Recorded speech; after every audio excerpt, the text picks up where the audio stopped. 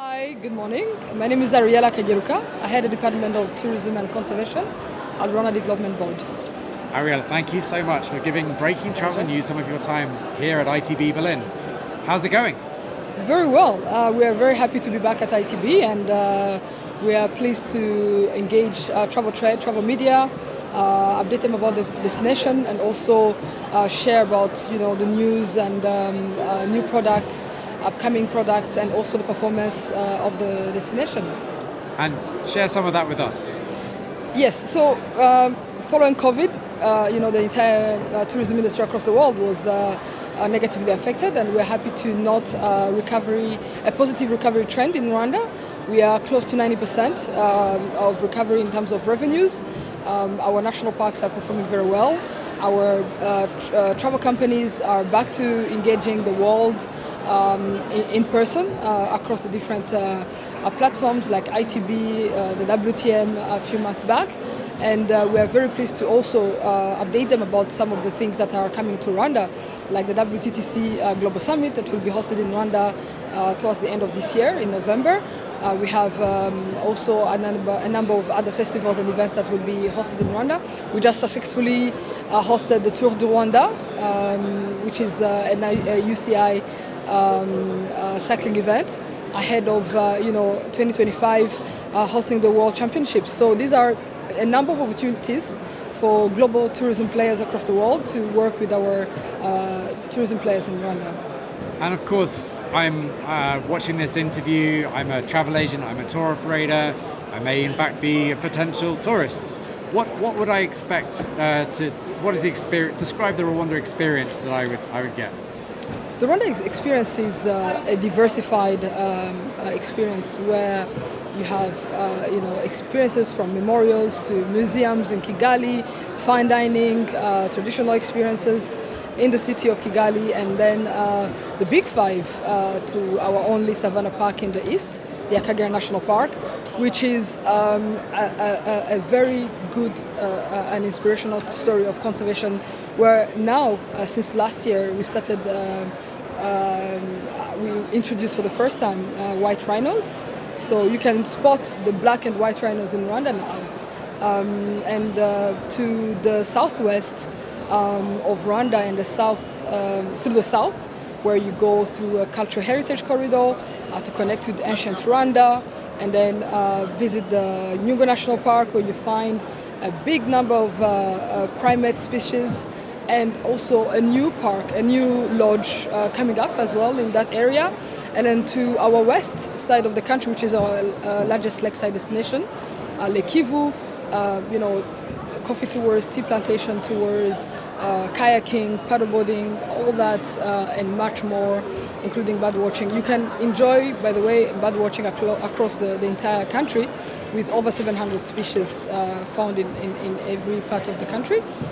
And then the top destination is our mountain gorilla trekking experience, which is found in the north, in the Volcanoes National Park, where we have, working with the Enforcey Fund, we've started engaging tourists through edutainment experiences on conservation, where they actually engage researchers and conservationists on the work that is put in every day to protect mountain gorillas. That's just to mention a few of the experiences that we have to offer, and we look forward to continue to improve them and increase them so that people can stay longer and do much more in Rwanda as a destination that is in itself.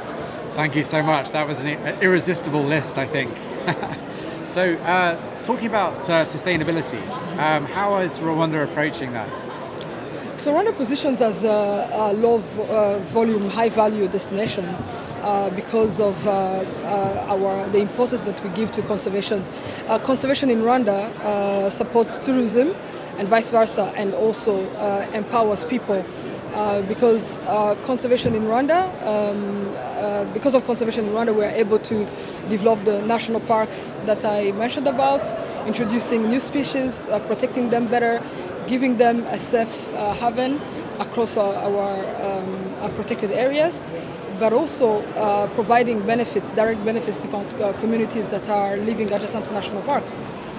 Since 2005, Rwanda offers 10%.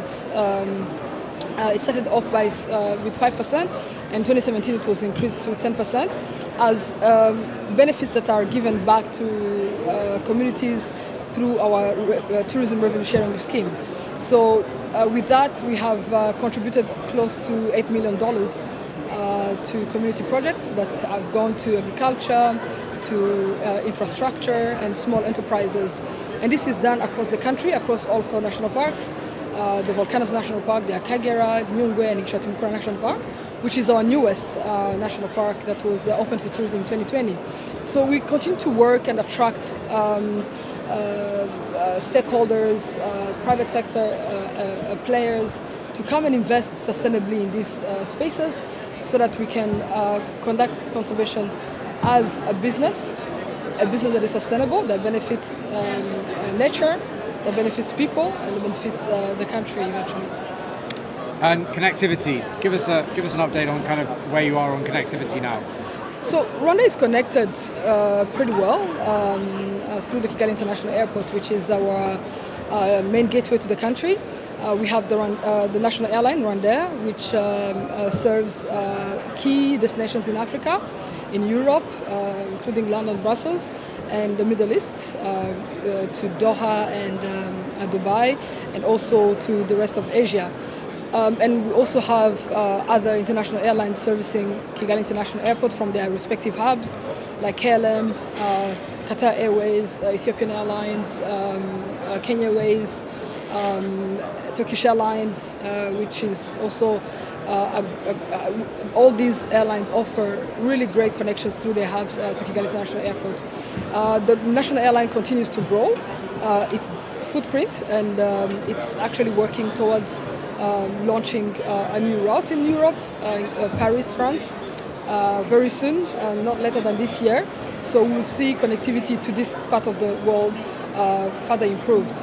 That's phenomenal. Congratulations on that. Thank you very much. Very exciting. And most importantly, it's not about only connectivity, it's also having a very seamless entry experience to the country, because we offer visa on arrival for all citizens of the world, and visa is free for citizens of the Commonwealth countries, African Union and La Francophonie.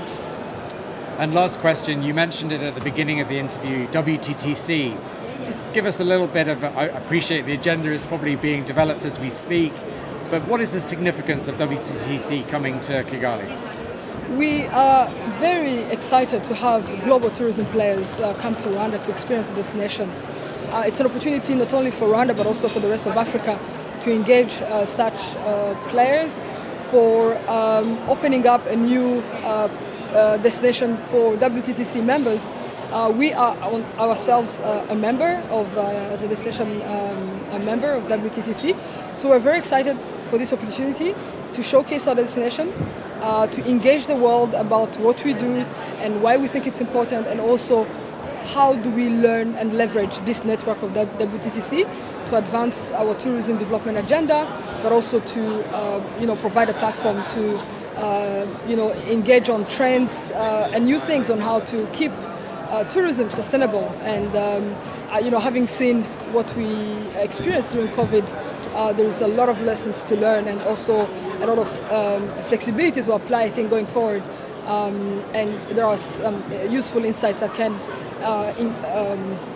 inspire players and the tourism industry across the world on how to do business in tourism going forward.